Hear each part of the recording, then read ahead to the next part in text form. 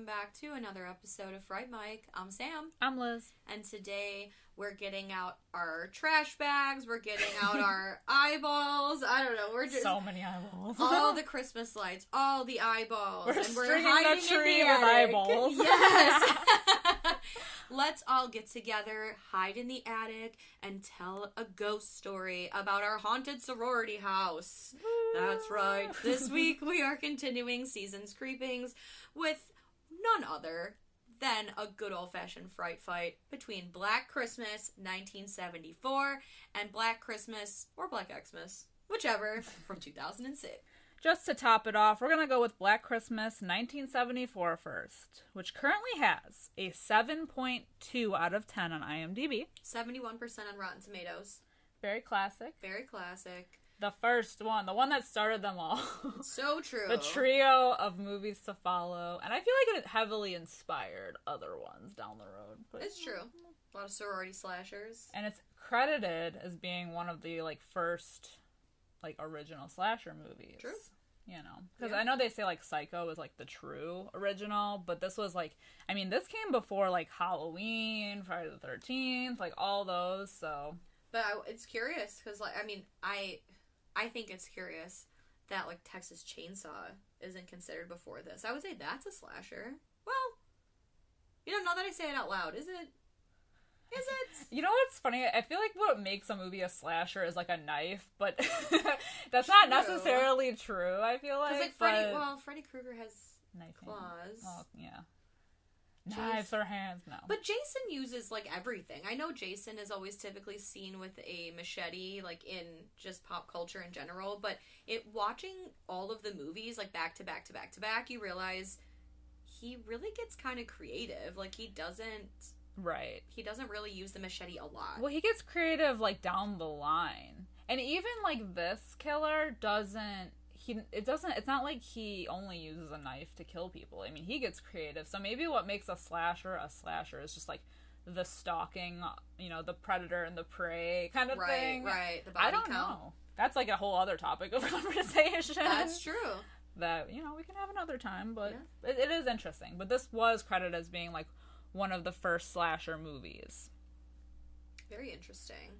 It also has Margot Kidder. I love Margot Kidder. I know. Mm. She was in Amityville Horror. She is an icon. Rest in peace. And then it has Olivia Hussey in it. Yes. Who I love. Yeah. So she is so beautiful. She's adorable. She's a doe-eyed girl in this movie. And it's got Andrea Martin, who completely unrelated to horror. She's also in the remake, so she plays the house mother in the remake of Black Christmas from 2006. But she is Aunt Vula from Big Fat Greek Wedding. You know what's fucking crazy is, I watched these movies pretty much back to back, just for this episode, and I didn't realize that was her in the original until I was writing down the characters and everything, and just figuring whoever everybody was, because especially in the remake there are so many people. Yeah, there's a lot. There's a lot of names, and so I'm ah. So I'm looking, and I'm oh my god, she's from My Big Fat Greek Wedding, and then I was oh my god, she's in the original. Holy shit, she's Phyllis. I know, she's Phyllis. I didn't even put it together. She's so young, and I mean, obviously, but it's craziness. No, I fucking love her. I was looking at her watching the original, and I'm I know her from somewhere. I fucking know. So, Nancy's dad, I can't remember the actor's name. I feel so bad. He plays the lieutenant in... Oh, yeah. He's Nancy's dad from Nightmare on Elm Street, and I'm I know he's that in guy. Everything. He's everyone's... John Saxon. Yes, John Saxon, thank you. But then I'm looking at Phil, and I'm why do I know her? I'm she looks so familiar. And so I went on IMDb, and I clicked on her, and I was God damn it, it's Andrea Martin, that son of a bitch. Yes. Aunt Vula is the best. It's so funny. It's just, such a weird, even from Black Christmas to My Big Fat Greek Wedding, what? I know. So weird. She's a fucking queen. Icon of my life. I know. It's such a change, but... Yeah, so Sam, being the vocal the hater. No, I don't want to say hater. The not 70s lover. Yes. What are your thoughts just off the bat? Were you...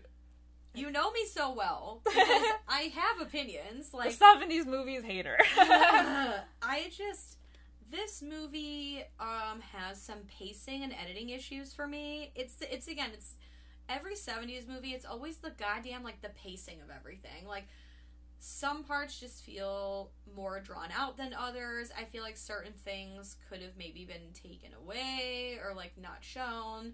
I think sometimes jumping back and forth between scenes was a little, like disorienting. Like, I don't know, just, like, not through the whole movie, but just, like, certain times it felt like, wait, why are we here? Wait, why is this? Like, this, in the pregnancy storyline, I understand, because you have to have the red herring of, is the boyfriend the killer or not? But they spent a lot of time outside of the sorority house, like, first with the search party, then with the, you know, Peter and his, like, piano recital, no one gives a shit, you know, there's so many conversations and arguments about this, like, will she or won't she keep the baby kind of thing, and I just feel like, if you're going for a slasher movie, yes, you need the red herring, but I feel like maybe you could have, like, trimmed the fat, just, like, a little bit, just a little bit in that department, but on the whole, I didn't hate it. You know what's crazy? I feel like they really did something there with the whole, like, abortion thing, because so this was 74. Yeah. And it was pretty bold, Hot I feel like, topic. to put this in there. Even now is topical as fuck. And just, like, the whole, like, that was, like, a whole other moment. Like, her being like, it's my body, I'm gonna do what I want, you can't tell me what to do, and him being like, you know, fuck this, it's my kid, I have a choice too. Like, people are still talking about this, and it's 2021. Yeah, very crazy. But, like, good for her, though. Like, it, regardless of how you feel about abortion, whatever, like, to have a strong female character stand up for herself in that moment and be like, very strong-headed. This is how I feel, this is what I'm going to do. Like, even in the presence of, like, all this uncomfortableness in the house or whatever, you know, feeling freaked out, like, and him just literally, like, popping out of her ass every time she turns around, he's just, like, there. Yeah. You know, I literally wrote in my notes, like, good for you. Like, good for her. I'm very fucking here for this moment.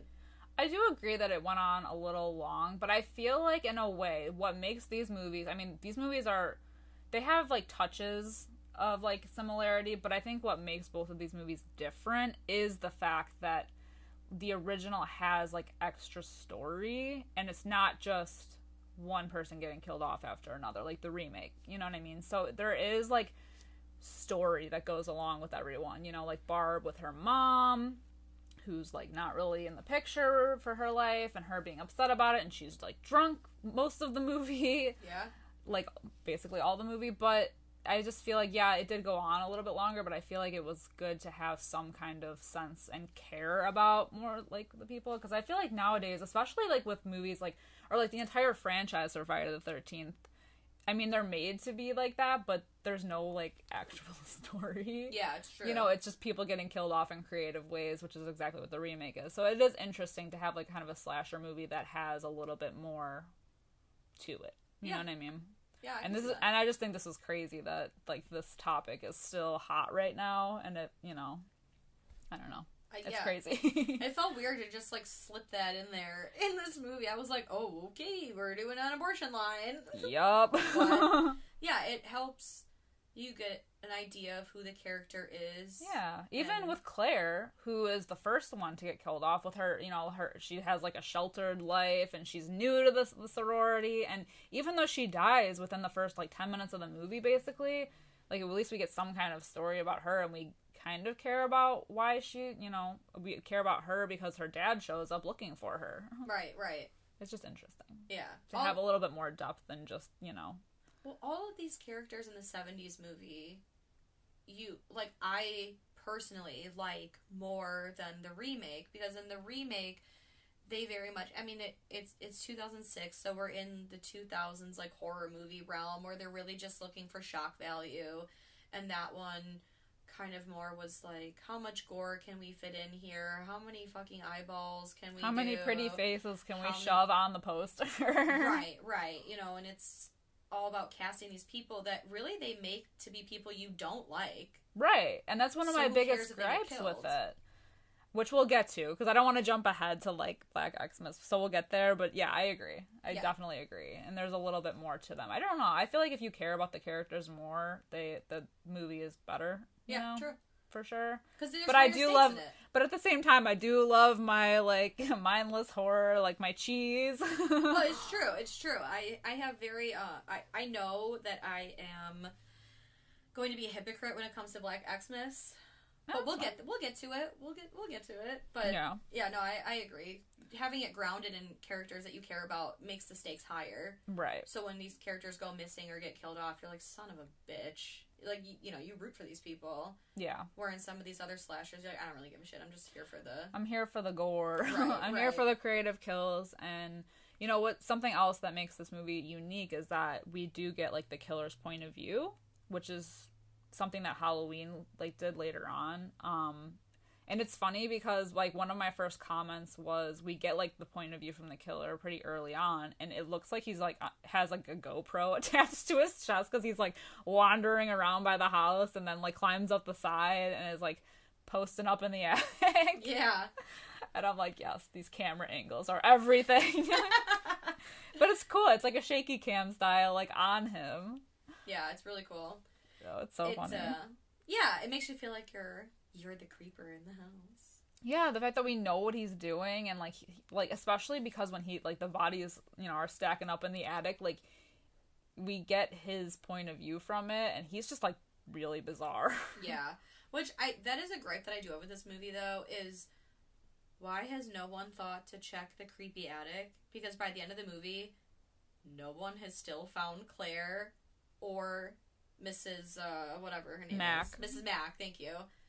No one has found those bodies. There were police, literally, just the floor below, scouring the call scouring from inside the house, and they just accept that. Oh well, yeah, of course it was Peter. I knew it all along. That son of a bitch, he was the killer. You're not even gonna look. You're not even gonna bother. Right. And none of the girls. It's a whole big ass house with an attic, and there's shit in the attic, so you know that they know the attic is there. There's no goddamn door on the attic. And yet, in the remake, that's all they do is go in the attic. It's like oh my god, the remake. Yeah. So, yes. That's my gripe with this movie, is the attic is some weird, like, no man's land that everyone's like, we're just wandering around. Maybe they didn't want to, because I would not want to. I mean, I wouldn't want to look. But if you're Claire's dad... Well, yeah, if I was the dad, maybe. Yeah. Like, if I was not such a wuss. Right. The dad and the police. The two people that should have been like, has anyone checked the attic? That's true, because they do go to the house just to look around Claire's room when she does turn up missing. I guess you don't turn up missing. That's like a Scary Movie 4 thing. Scary Movie 3, whatever. You don't turn up missing. When she goes missing. Yes. And they don't think to check the attic. They do check around, like, the other parts of the house, and they don't go there. So I guess that could have been, like, you know, a thing. But maybe you just don't even notice them. I mean, I don't know. Yeah. I don't ever notice that people have attics, but still. Even by the end of it, nobody had. It's true. Everyone just said, well, clearly no one's in the attic. That creepy attic. You know, the attic with the ladder and the window, where it looks like there's a body in the window, which you can clearly see from the street. Yeah. Fuck that attic, right? So the movie kicks off with them having a Christmas party, which I will say both houses are super nice.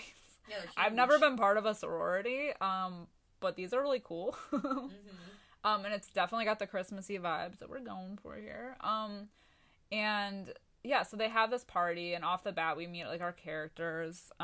We meet Barb, played by the fabulous Margot Kidder, who, like I said before, is, like, drunk throughout this movie, just, like, the entire movie. She's a mess. But she has, like, I mean, she was supposed to, like, meet up with her mom somewhere, like, to go skiing, and that never happened. Her mom ditched her for her new boyfriend, and so that's kind of her backstory. She's just kind of, like, a hot mess this whole movie. But she's really sassy, and I like that. I know, the fucking fellatio thing. Sassy and fun.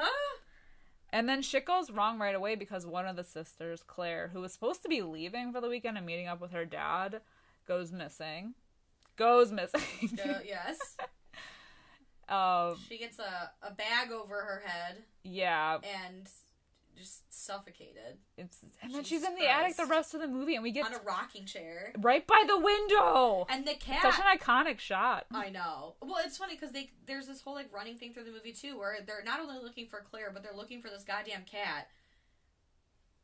The cat's in the attic. The cat's in the attic. Why? How did the cat get in the attic? Because they keep the damn door open.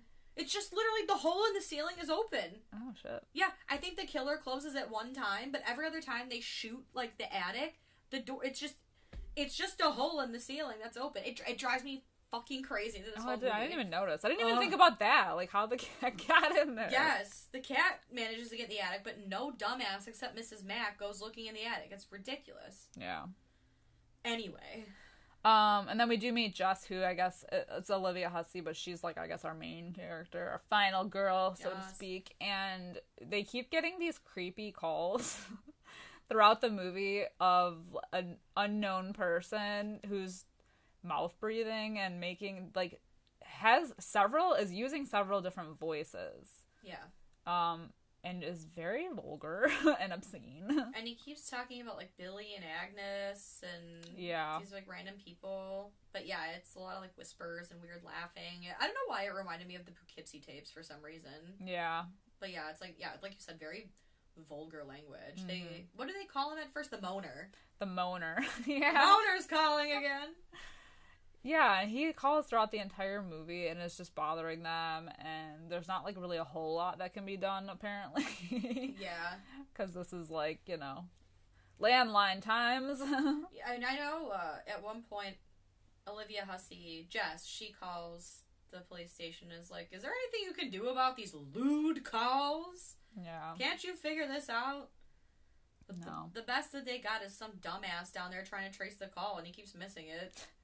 I love their little system, like, for tracing calls. Yes, yes. It's like a whole, like, thing. It's a whole room full of lines. It's crazy. It's so cool. It's like when they used to have the switchboards to connect phone calls. How cool. I know.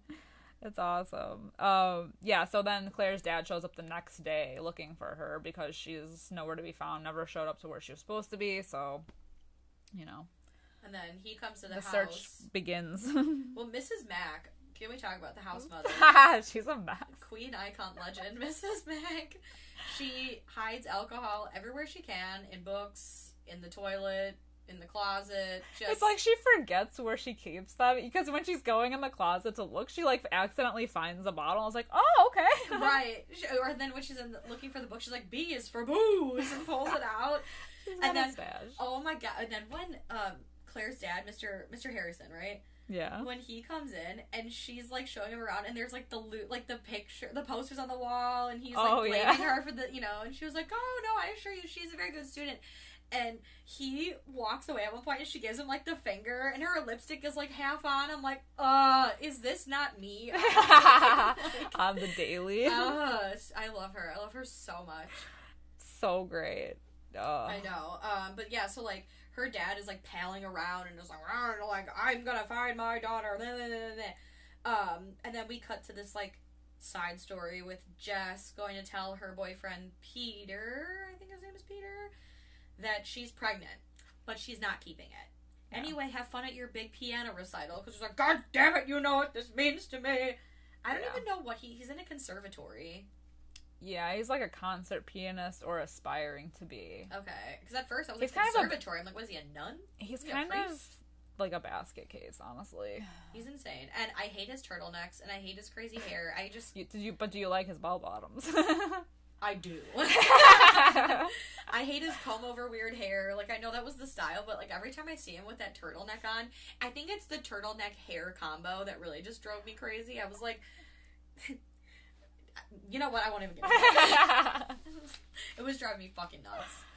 Yeah, their whole side story, I mean, it comes up a few times because she goes to visit him, to tell him, and then there's, like, conversations back and forth, and eventually he shows up at the house later, but, yeah, like I said, I mean, I've already killed that point with the whole, it's just, like, a big thing that happens, but that's, like, Jess's main story, backstory. And it gives us, like, the red herring situation with like, oh, her boyfriend, he's got a motive, he's a little unhinged, especially when we find out later his recital doesn't go well and he legitimately like ruins a piano for no good reason. He just has a bitch fit. Yeah. He's gonna have a BF.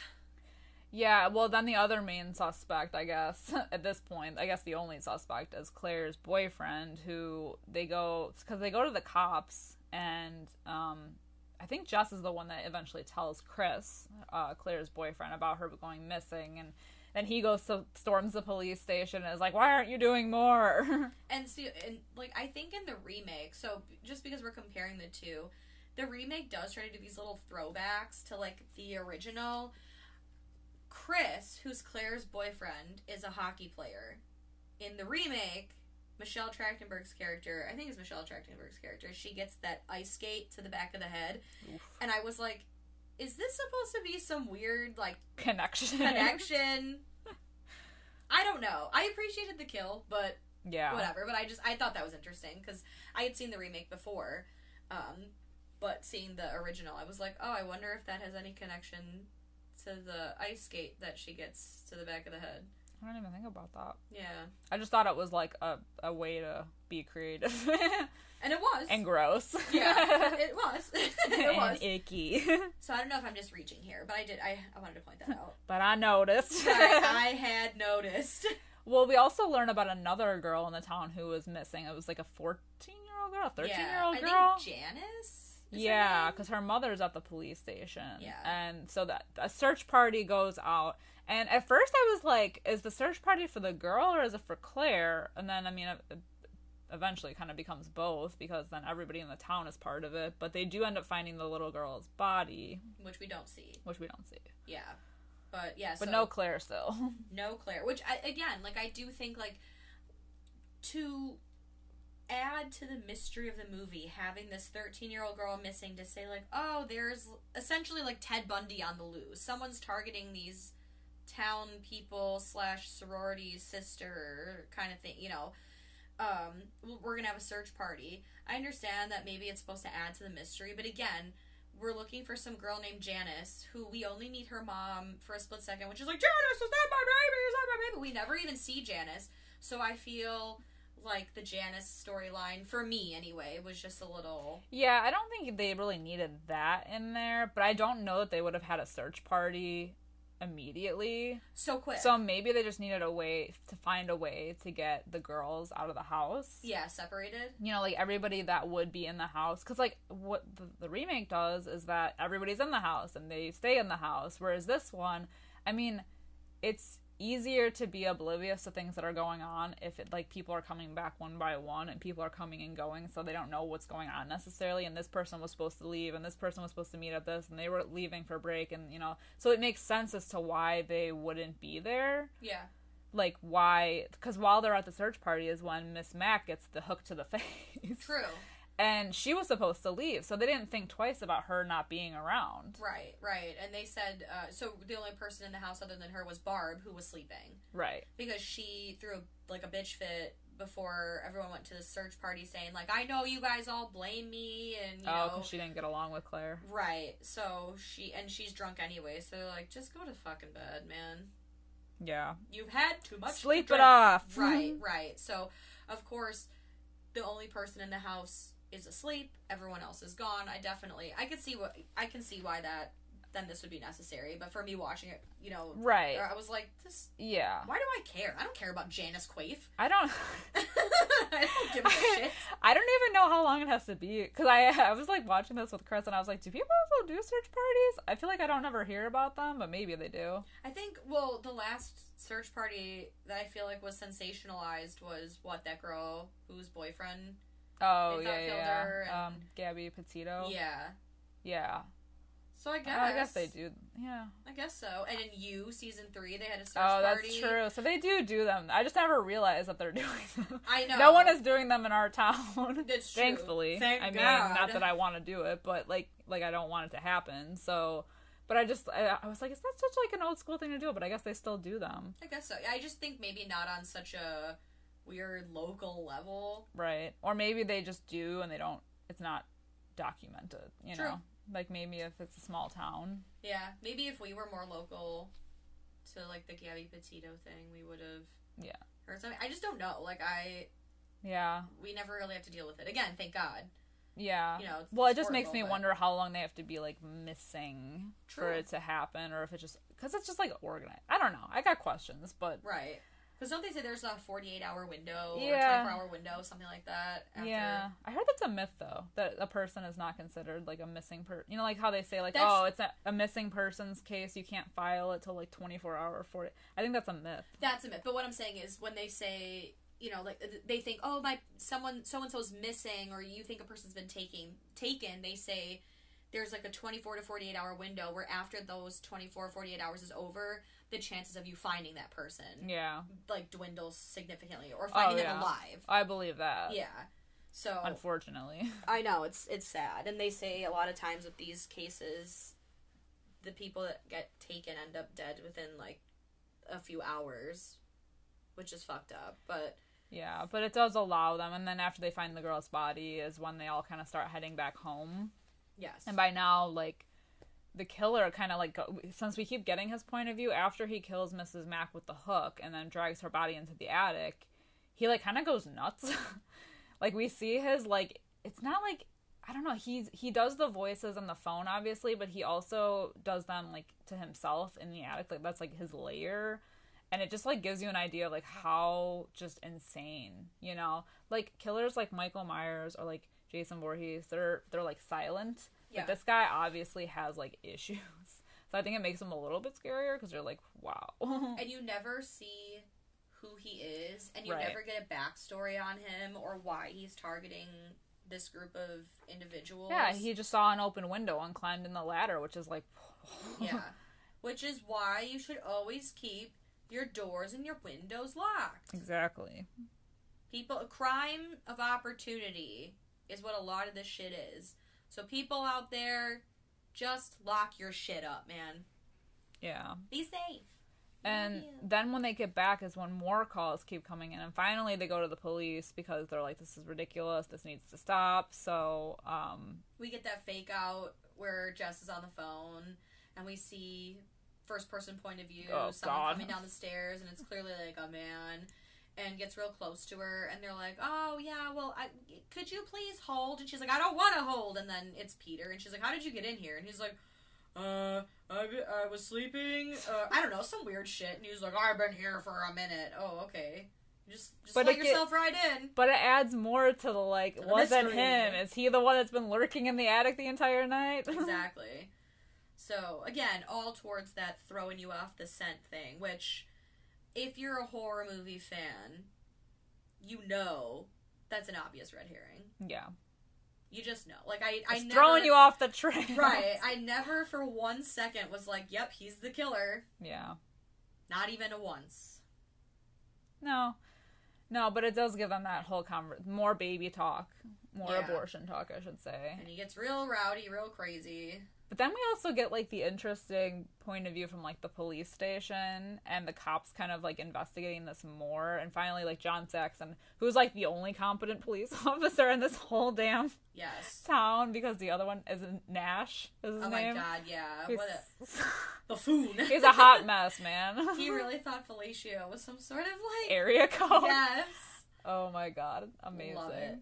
Yeah, so he finally, like, looks into everything, because they tell the cops about the calls and what's been happening, but they kind of brush it off, and it isn't until people go missing that they're finally looking into everything. They tap their phone, so if the phone rings at the house, it will also ring at the police station, but you have to keep them on the line for so much time, because it's, you know, they need the time to trace them or whatever, so that's kind of, we get a couple instances where we're getting phone calls to the house, but the guy trying to trace it, it's not enough time, or the killer hangs up before he has time to figure it out.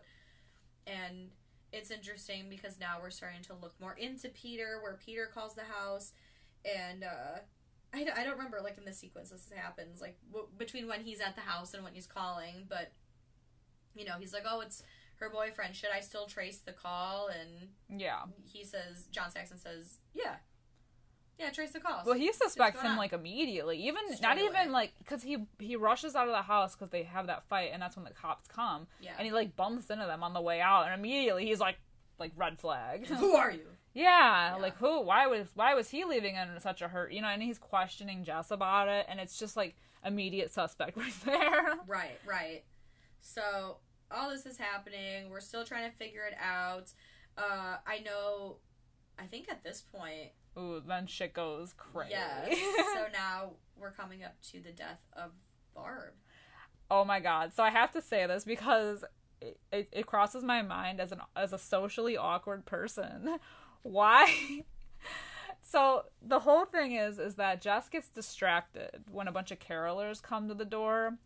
Let me tell you how awkward it is. I feel like we talked about this in our Better Watch Out episode. Like, when carolers come to your door, what are you supposed to do? Yeah, you just stand there like a dumbass. Like, I just feel like... I need them to leave. Throw water on them. I know. Be gone now. Do you know any Michael Bublé? Like, my awkward-ass self is like, what do I do with them? They're here. They're just standing here singing to me. How weird. It's How so awkward. I don't think I've ever had carolers come to my house, thank God. I wouldn't open the door. I feel so rude, but I'd be like, go sing in your own yard. Throw money at them and run away. It's like, have you seen the Brady Bunch movie? No. Oh my God. The 90s one.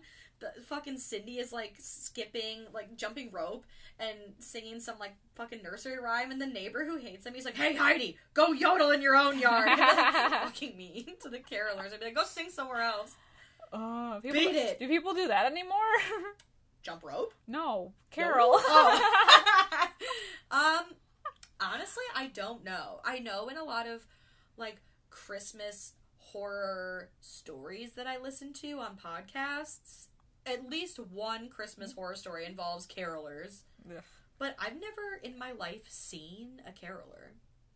Like in action in real life. Never. It's like that thing where they say like you never see your neighbors bringing groceries. Like ever. Right. Like when was the last time you could think of you taking groceries out of your car, but you've never seen anybody else? I've never seen a caroler out and about on the town. 15 years in Beverly Hills. Have you ever seen a neighbor? No, that's so true though. Yeah. Yeah. So then we get the Barb death, unfortunately. So sad. I thought she'd make it. I know. We do love Barb, but she has a glass menagerie in her room, and the killer. So first of all, she has like an asthma attack, which is really weird. But then she's like asleep, and the killer takes a glass unicorn and just like repeatedly stabs her. Mm-hmm. Which, how did it not break? I want to know the manufacturer. I just want to know how you didn't hear any of this going on. I mean, she didn't scream, really, so... That's true. That's true. And carolers were distracting, so whatever. The carolers were so loud. But, yeah, it's so sad. Rest in peace to Barb, because she was cool. Yeah. And then Phil goes looking for the cat, for Barb. I don't know. She goes, like, meandering around the house for something. And then Phil gets got because she walks into Mrs. Mack's room, and we hear, like, a whisper of some sort. I don't know if he says, like, Agnes or, I don't know, something. But then we don't see her die, but we hear it. I assume we hear her death because Jess gets a call then after the carolers leave, and it sounds like somebody dying. I think after he kills someone, he immediately calls. Yeah. That seems to be, like, the trend. And he calls again, and so this is when the cops are trying to, like, tap it, but he keeps hanging up before, so they keep yelling at Jess to have him, like, stay on the line longer so they can, like, trace it long enough. Right. And then, we find out shortly after, I believe, because I don't know what else, like, pretty much everyone else is dead at this point, and a call comes in, and they were able to trace it, and it's, like, a big whole, like, game of telephone, pun intended, because the guy tells John Saxon that the calls are coming from this house, and he's like, well, no, that's where the calls are coming, like, this is the house that we're watching, that's where we're watching the calls. He's like, yeah, well, the calls are coming from inside the house, so it's like, and so he tries to get a hold of the cop sitting outside of the sorority house, and the cop is dead, which we now see, which, again, obvious, we knew that was gonna happen. So then he never station a cop outside. They're always going to get killed. Right. So then he tells Nash to tell Jess that the calls are coming from inside the house, but not to freak her out, which what does he do? He's like, immediately. they're coming from inside the house! But also leave and don't go back upstairs. And he's like yelling at her. Yes, and so what does she do in true final girl status? She can't leave her sisters behind. So she starts screaming for Barb, screaming for Phil. They're not answering, so she grabs a fire poker and she goes upstairs. Instead of just fucking leaving, which, I'm sorry, I called your names. It's not my fault you didn't hear. My bad. You're saying that if you didn't hear me, you wouldn't come up from you? Okay. No, you started making shit personal. I'm kidding. Well, that's the thing. So I thought someone was breaking into my house once, and I called every single family member, and no one was home. I did Fuck make you sure... people, I'm out. I know. I did try to call, and I peeked my head out of my room, and I was like, Brian! To my brother. But then I called him, and he was at work. So it was like, I mean, I did. I sounded the alarm. Yeah. But after 5 minutes, I'm out. An effort was made. I wouldn't just high and dry abandon anyone, but...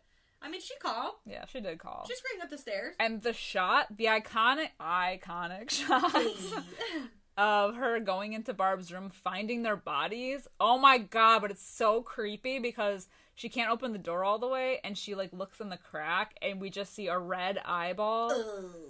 It's so creepy. It is so creepy. Oh, I hate it. But it's not even, like, because he, like, doesn't really charge right then and there. He just is, like, lingering there, and it's like, ugh, mouth breathing. Oh, it's so fucking creepy. It is, it's an iconic shot for a reason. I like that. It's true, though. Oh my god. But then Jess, like, freaks out, like, kind of shoves the door, and you hear him, like, ah, behind the door. And she runs, and she hides in the basement instead of just, like, running outside. Yeah, that's weird. Into, like, the basement/cellar, and she's hiding. And then we see a shadow of a figure walking outside through, like, the windows. And again, this was weird, leading to the red herring of it all. But so Jess is hiding, and we see this figure, and then you just hear, Jess? Jess? And then he's, like, wiping the window, and it's Peter. And he just decides to kick the window in for whatever reason and enter the basement. Yeah, why does he go through the basement? That's weird. I don't know. Choices were made. But she doesn't know if it's Peter. Right. Because they suspected him, which she was, like, defending him the whole movie, but now she's, like, unsure. So she kind of hides in the shadows until he finds her, and he's like, hey. And so we don't really see what kind of goes on after that. He's just so weird about it, too. He's, like, skulking, and he's like, yeah, he's is really that weird. You? And then he's like, what are you doing down here? No, motherfucker, what are you doing down here? What are you doing here? Why did you break the window? Why did you slither in? Like, why? Yeah, it is so weird. And it's not until the cops get there that we discover both Jess and Peter on the ground, bloodied, and luckily Jess comes to, and she's killed Peter with the fire poker. Yeah. Suspecting him to be the killer, which the cop was also like, I knew it the whole time. I most medium suspected it. The whole time. Yeah. So they have doctors come. At this point, Mr. Harrison, Claire's dad, is still hanging around, and they have given Jess a sedative, and they have her in the house, but have apparently done no other further investigating. Yeah, well, so all the bodies are there, but they obviously have not gone in the attic yet, so they haven't technically found Claire. So for her dad to kind of have, like, a breakdown, I feel like he realizes she's dead, but I'm like, it's just, like, a weird time for him to have a breakdown. I don't know if it was, like, seeing all the bodies or whatever, but... Yeah. He, like, Willy Wonka faints, and they're like, oh my god! We have to tend to him instead of the poor girl that's been through this shit. Right. So they leave her. They leave her in the house all alone, instead of, like, taking her to the hospital, just because she's sedated. I'm sorry, there's one cop guarding the outside of the door. Right, which really did a whole world of good with the first cop that was waiting outside in the car. Who's running this police department? Nash, probably.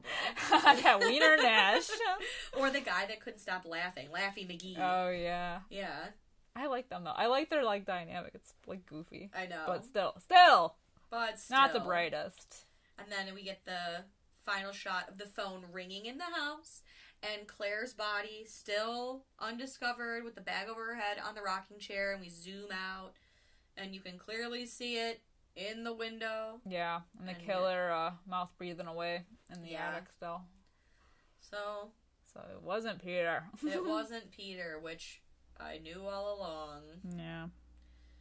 And that's Black Christmas, 1974. Woo! Woo! I think it is an iconic movie. Yeah, they went more for the atmosphere over the gore, which is the direct opposite of what we're about to get into. Yes. I think this one veered more like psychological horror, like is it or isn't it kind of thing. Where the other one just is like, no, this is the killer. We know the killer. Yeah, is we get a whole backstory on the killer, and this is what it is. But I like the psychological aspect of this. So like, it's cool. Like, even though we knew it wasn't Peter, the fact that they like kind of went there and like we were like, well, maybe, you know, like even the main character was like, well, maybe, you know, she believed the entire time that it couldn't have been him. And this came out in 74, so really twists like this. I mean, you have Psycho, and but. This is 2021, baby. Like, we've seen and done it all. So, anytime a movie can keep me on my toes, I'm into it. But this being in the 70s, it's like, I mean, I kind of figured that was going to be the twist. So, and it was, you know, that Peter wasn't the killer. But still, for the time, like, they did a really good job making it seem. Because I watched this with my aunt, and she was like, well, it's got to be Peter. And I'm like, I don't think so. And then, they're like, oh yeah, it's coming from inside the house. And then Peter shows up and comes in the basement. She's like, well, it's obviously Peter. And I'm like, it's obviously not, though. Yeah. Like, it's obviously not, because they make it so obvious. Yeah. You know? Or at least to me, it was obvious. Mm-hmm. But still, yeah. So, on the whole, good movie. Yeah. Glad I watched it. Don't know how I spent this long. You didn't? Oh, you hadn't seen it before? I had never seen it before. Shit! I had never seen the original I didn't know that. Because I knew it came out in the 70s. Yeah, so you were avoiding it? I was avoiding it. I knew, like, the iconic shots. I knew, you know, some of, like, the backstory where, like, the killer is just, like, some random person. But more of I hadn't seen the movie, so I didn't really know, like, the ins and outs. I had no idea what a queen Mrs. Mac was and fucking Phil and her crazy Margot hair. Kidder. I know, Margot Kidder. I knew Olivia Hussey and Margot Kidder were in this, but other than that, I had no idea. Yeah. So, let's get to our ratings. Liz, what would you give Black Christmas 1974? Surprisingly, I feel like you're going to be surprised. I'm giving it a 5 out of 5. I think it's... I am surprised. I am shocked. I was trying to not look at your face when I said that. No, I really like this movie. I think it's really good. Like, yeah, it does have its issues, but I think... I don't know. I'm really... I feel like I'm good at appreciating the things that did it first. Yeah. Not first, necessarily, but it was one of the first. And I don't know, I really dig this movie. I think the atmosphere is cool, even if it's slow at parts. I like the characters for the most part. The killer's creepy. Yeah, it didn't have like a lot of gore in it, but you know, I don't know. Yeah, it was a good time. How about you? I think I'm gonna surprise you right back. I'm gonna give it a 4 out of 5. Giving it a 4 out of 5 for all the aforementioned things. I'm just taking that point away because, like, for me personally, it just dragged in certain areas, and I felt like there could have been just a little trimming of the fat. Yeah.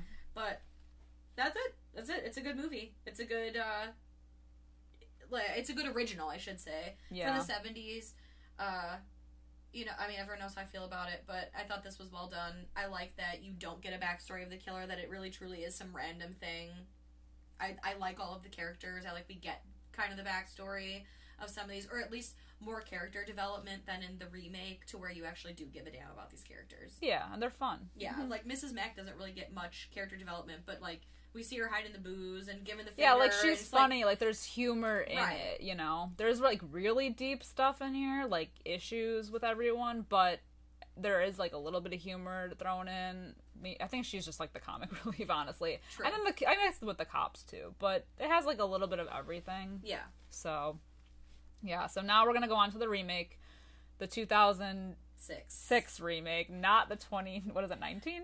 The 2019. So first of all, before we get into the 2006, this was going to originally be a 3-way versus like Fright Mic. It was going to be 1974 versus 2006 versus 2019, and then I I saw the 2019 version. Luke and I saw in the theater, and I just think, wow, what a flaming pile of dog shit. I think most people thought that. I will never watch it again. It does not deserve a spot on our podcast. Period. Point blank. Damn. That's how I feel.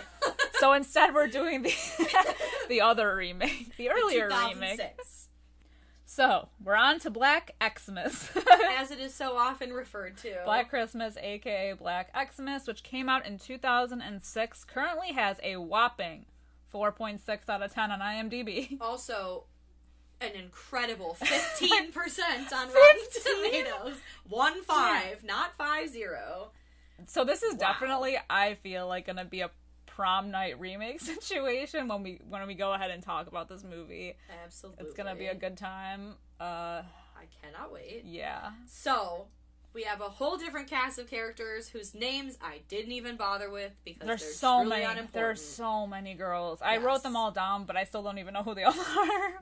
So we've got, I'm just gonna tell you the actresses. We've got Cassidy Fitzgerald, is that her name? She was in Katie Cassidy. Katie Cassidy. Thank you. I don't know. She's some white blonde hoe. Katie Cassidy from such gems like the Nightmare on Elm Street remake. Also garbage. We've got Michelle Trachtenberg. We've got Gretchen Wieners. And we've got Mary Elizabeth Winstead. Who's the only one that matters. The only one that matters. Love her. And then we've got Andrea Martin from the first one. Oh, and Oliver Hudson, who's Kate Hudson's brother. Oh, is he Kyle? He's Kyle, yeah. Okay. Character's not great. Not great at all. But not a great character, but we love him. And that's pretty much it. And then we've got some throwaway characters, like, who truly gives a shit. So we've got this, like, girl, I think her name's Eve. Yeah. The one who, yeah, and then... There's a bunch of them. Because they all, I mean, everyone is, like, kind of a throwaway character in this movie, I know. honestly. The people who you expect to live don't. And I think everybody just gets so muddled. Yes. That I'm like, who is this? Lauren, there's Eve, there's Heather, there's Dana, there's Melissa. Who?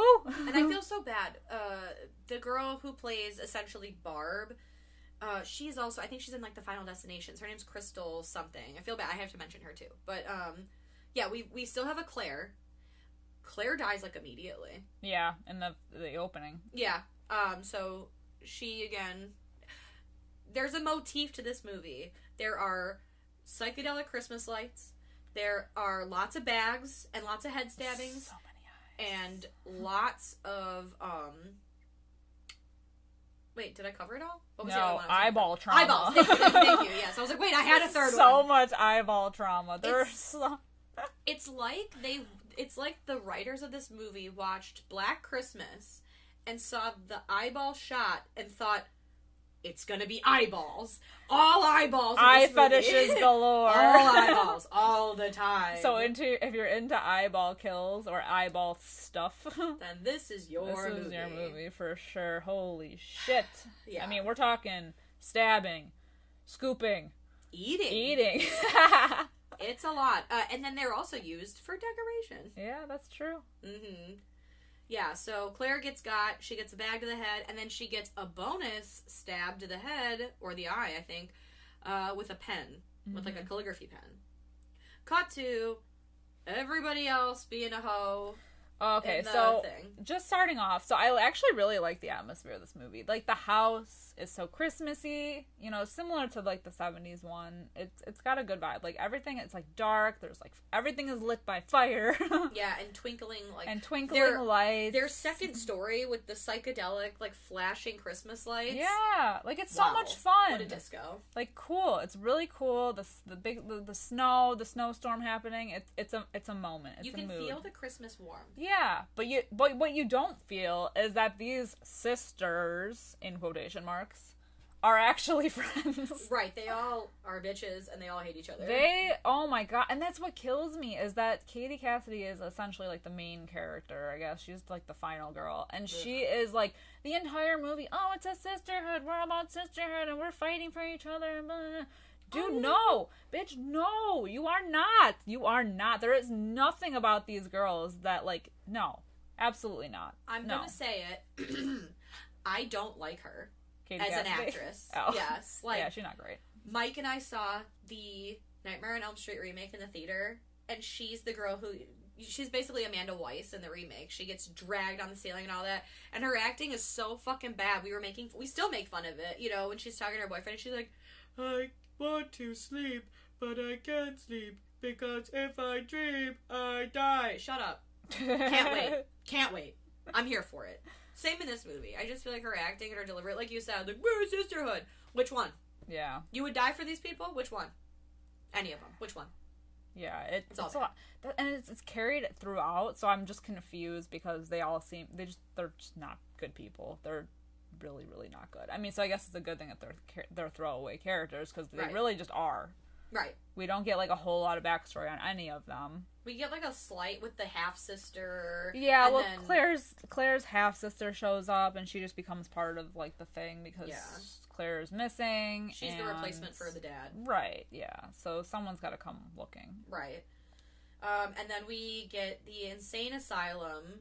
Billy Lenz, who used to live in the sorority house, he's, you know, working on his escape plan, so I'm gonna say he kills. We see him, like, kind of sputtering, but there's a cop, you know, the security guard, and he gets a note from Billy saying, I'll be home for Christmas. I don't know, something stupid. I'm going home.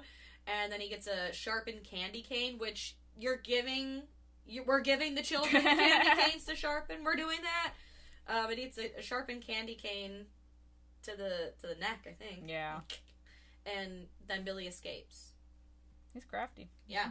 I'll give him that. Why are we giving... They're not even allowed toothbrushes. I don't think. Their toothbrushes get confiscated. You're giving them candy canes for Christmas? Yeah. Are you kidding me? And the guard wasn't very smart just to go when they're alone, but, you know, that's neither here nor there. Yeah. And we Movie logic. Yeah. And we get a little of his backstory that, like... Well, just from the guard, like, at this point. We don't get, like, a whole thing, but... the guard basically says, like, oh, his mom kept him locked in the attic. So it's like, oh, we already know he's crazy. Right. But then we get Megan, who I hate her face. And she's... Well, this is like okay, so, like, the attic in this movie, unlike the original, is like Grand Central Station. Yes. I'll say, because she hears a noise in the attic and immediately goes up alone. So... She's, like, the next one to go. Yeah, she's watching this video of her boyfriend, or, like, her fucking so-and-so, Kelly's boyfriend. Yeah. The Cassidy lady. Yeah, and then she goes into the attic, and then she gets got. And, I mean, she stabbed repeatedly, which... Yeah. I really liked it. And then the eyes were yanked out, which I also liked. It really adds something extra to it. It does. And then we flash back to the prison, where Billy... kills the Santa, who's again, like, sucking on a candy cane like it's a wiener. It's the fellatio thing. And then he dons the Christmas suit so he can leave. So the killer's on the way. We know the killer's on the way, but there's shit happening in the house already, so you're like, oh my god. So we're all confused. Right. I thought he was the killer. How's he doing it?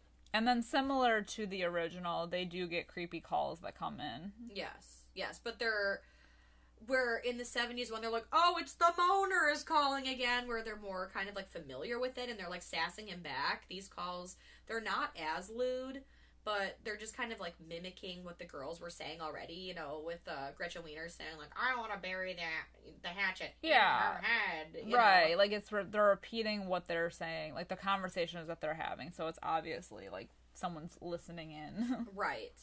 And then... Mrs. Mac. So they have this tradition in this movie where they always leave a present for Billy, and we get the backstory of Billy, how he was born in the 70s with jaundice, and their idea of giving a character jaundice was making him look like a Simpsons character. Yeah.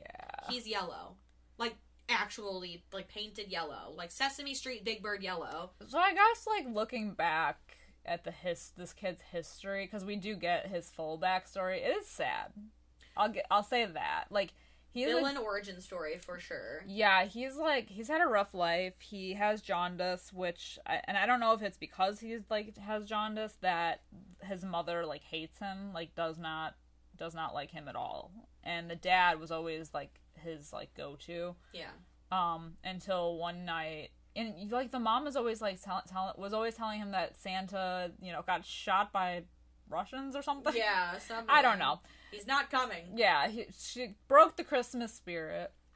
And so the dad was always there for him until one night he hears them arguing and then sees the mom kill the dad, and put the bag over his head. Mm-hmm. It's the mom and her boyfriend. Yeah, and her lover. Mm-hmm.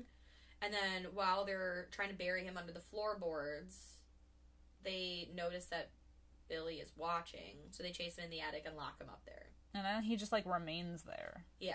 And we keep cutting back. We get flashbacks, like, throughout the movie of, like, 1975, and then 1982, and, you know, then 1991 eventually. But it's, like, essentially all these flashbacks are showing that in, like, at some point in time, Billy's mom, Constance, tries to have sex with her boyfriend who's passed out, so she then essentially rapes her son.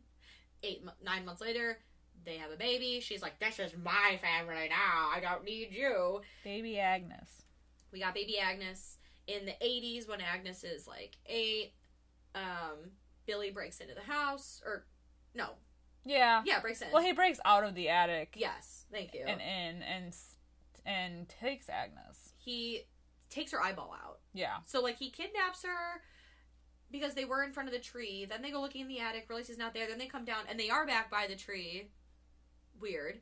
Yeah. Then he puts a bag over Agnes's head and, like, stabs her in the eye.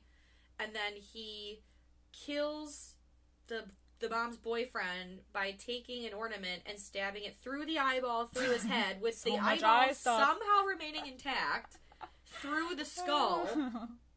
Whatever. Movie logic. And then he kills his mother by strangling her with Christmas lights.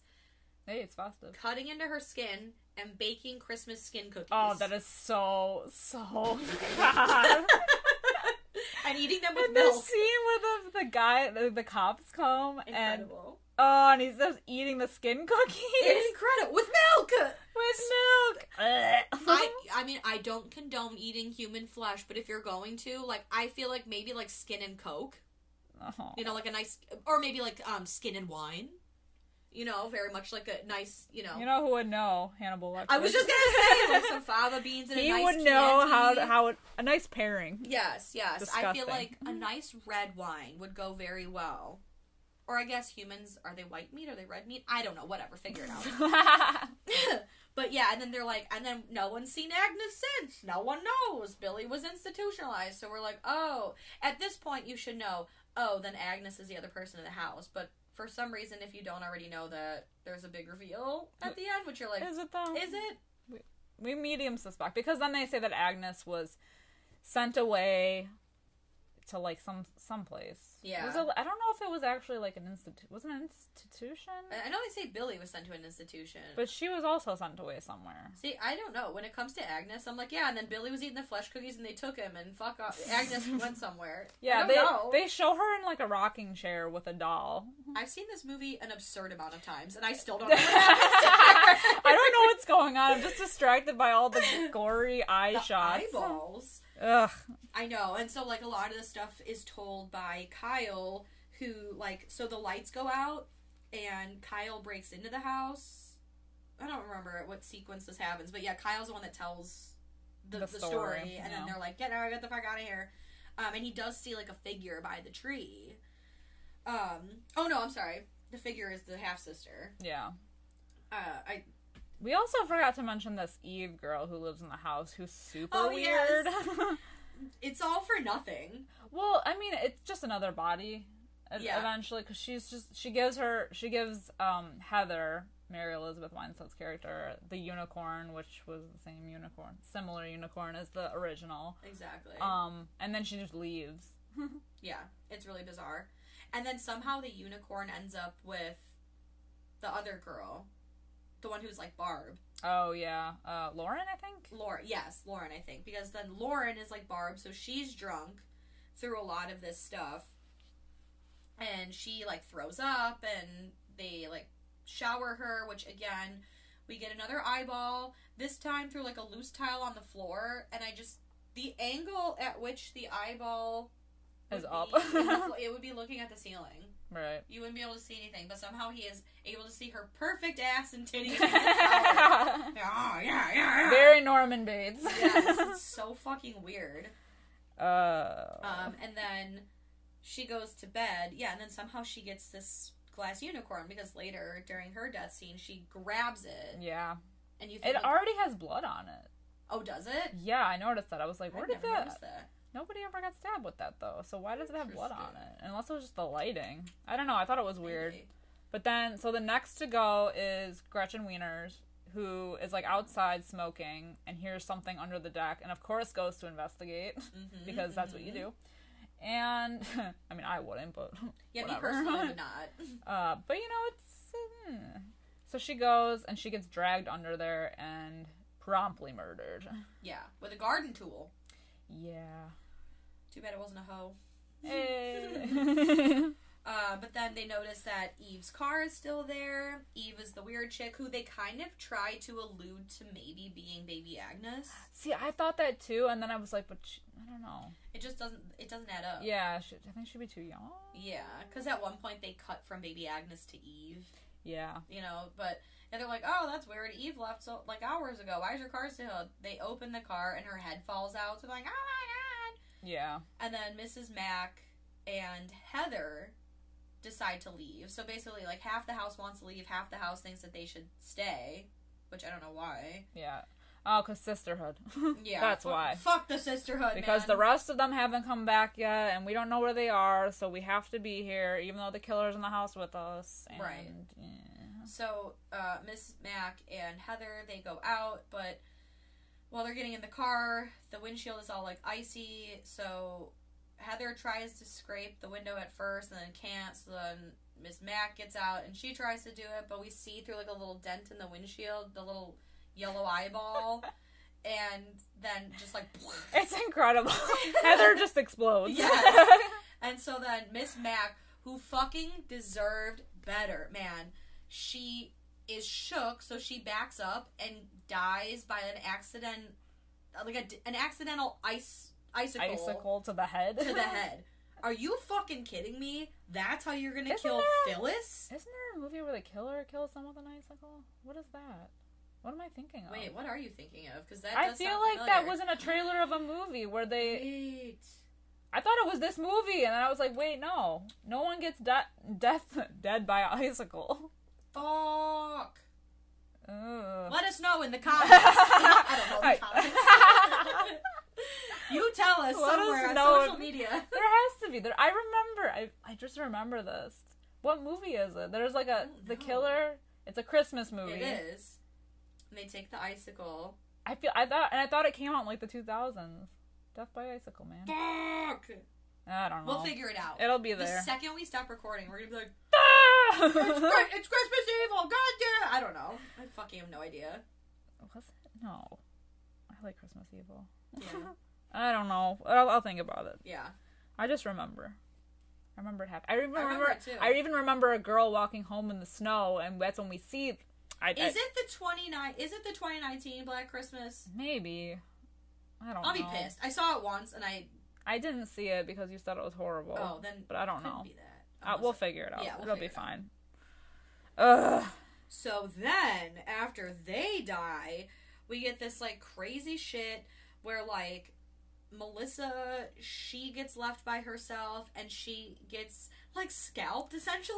Yeah, she's trying to get out the window and then she gets ice skate to the head, which then scalps her. Yeah. So we just see brain. And by the way, the killer Agnes did try to like bag kill her first. They put the bag. It's a big thing. A lot of bags and a lot of eyeballs. Yeah. So she she escapes from the bag, gets her head chopped off by the ice skate, which I can't tell or not if it is a nod to the original with Chris being an ice skate or a hockey player, but I just logistically I feel like that wouldn't work unless you like took the blade to the head, but just throwing an ice skate I mean it would hurt. Yeah. I don't think you'd get scalped.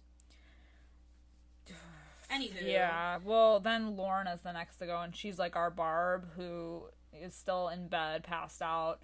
Gets felt up by the killer. Yeah, very uncomfortable. In a really uncomfortable scene. Like, it's way too long.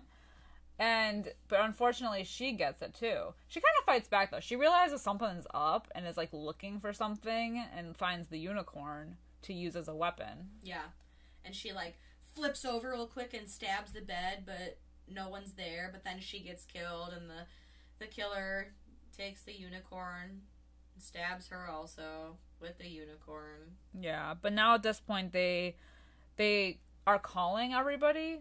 Because every time someone dies, the killer takes the person's phone and is calling. But they try and call Melissa, and they can hear her phone coming from the attic. Which you can also see, like, a light, too. Yeah. Through the ceiling, which, again, how? Yeah, so they kind of put it, really, really slowly put it together that the killer is in the attic. Yes. And then, of course, Kyle shows back up.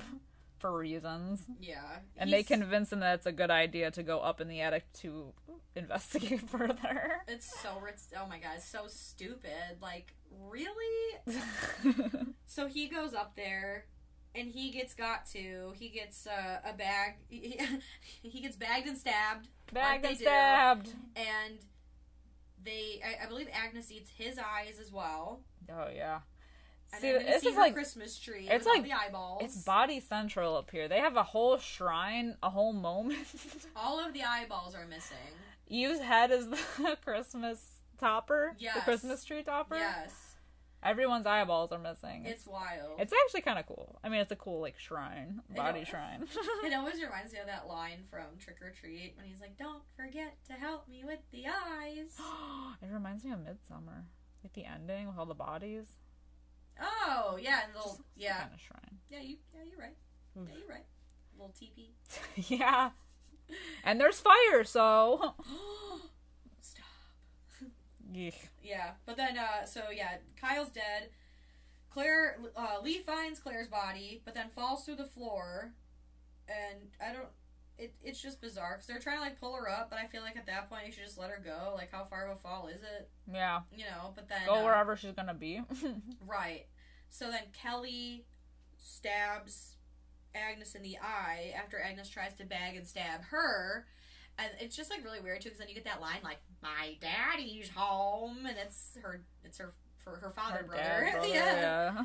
And now it's both of them, and there's, like, a fire that started from, like, all the struggling, and somehow they all, like, Agnes and Kelly fall through this weird, like, crawl space, or, like, this, like, side wall situation, and Billy is descending down, like, towards them, and Lee is able to pull what's-her-face, Kelly, through the wall, and the thing, like, the fire is now, like, in the walls with Agnes and Billy, and they throw, like, paint thinner in there, and they lock the door to, it's like, a whole the laundry room. It's a whole, it's a situation. whole thing. And they escape, and they're like, "Woo, we did it, we got those killers," and then we're in a hospital, and for some reason, Kelly is in a hospital bed, but Lee is not.